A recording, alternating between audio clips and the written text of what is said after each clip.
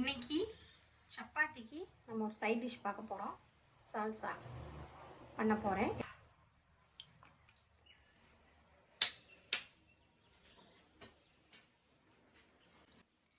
கடுகு போட்டு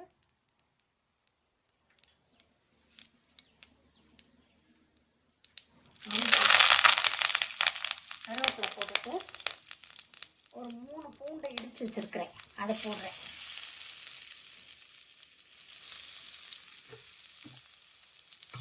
நல்லா சாட்டை பண்ணிக்கலாம். பச்சை மிளகா கீறி வச்சுருக்கிறேன், காரத்துக்கு லைட்டாக கட் பண்ணி வச்சுருக்கிறேன், அதையும் போட்டுக்கலாம்.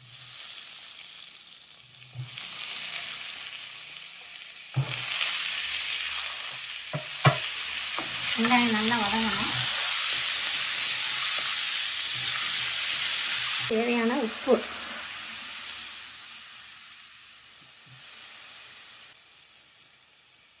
தக்காளியை பொடிசாக சாப் பண்ணி வச்சுருக்கேன், ஒரு 4 தக்காளி. உங்களுக்கு எவ்வளோ வேணுமோ போட்டுக்கலாம்.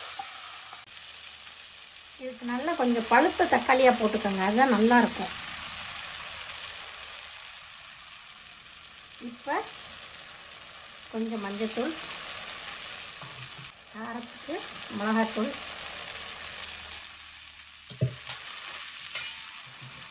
காஷ்மீரி ரெட் சில்லி கலர் காண்டி.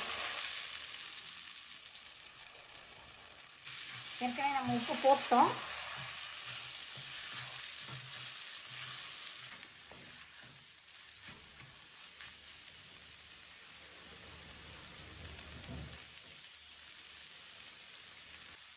தண்ணி ஆட் பண்ணிக்கிறேன்.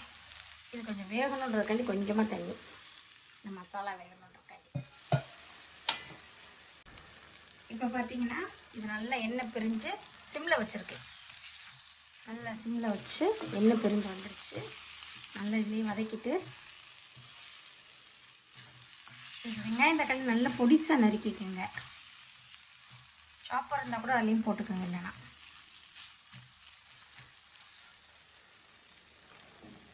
வந்து மல்லித்தலை. அடுப்பை ஆஃப் பண்ணிட்டு ஒரு 1/2 லெமன் ஸ்க்வீஸ் பண்ணிடுங்க.